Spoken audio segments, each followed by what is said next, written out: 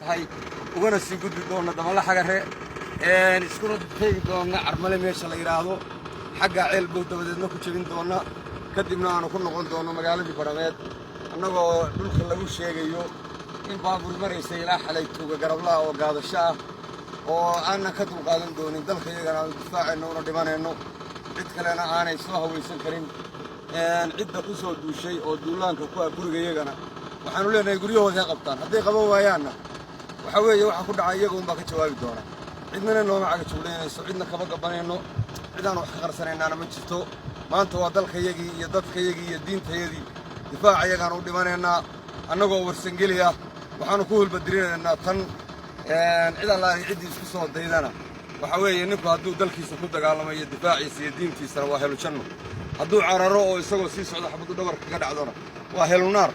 nin kastoo warsangeli ama dalha jooga ama dibadha jooga waxaanu faraynaa dalkooda inay ku dhintaan oo aaminaan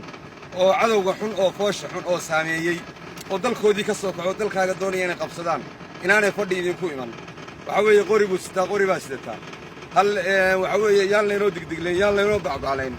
isku tashi baa la yidhahdaa allahu akbar waxaan samaynaynaa carro warsangeli ciidan la yidhahdaa isku tashi dal iyo dabadna ku xidhan cid kastana oo ka qaadanaysa qayb libaax waa soo dhawaynaynaa dalkayaga ciddii danaynaysana waa soo dhawaynaynaa ciddii cadow ku ah ama kula socota musuqmaasuq ama wax gaara ka doonaysaan difaaca diyaaru ahayna raalli kama noqon doono warmiyanu raalli ka nahay allahu akbar warsangeli ha guulaysto soomaaliya ha noolaato allahu akbar wabillahi tawfiiq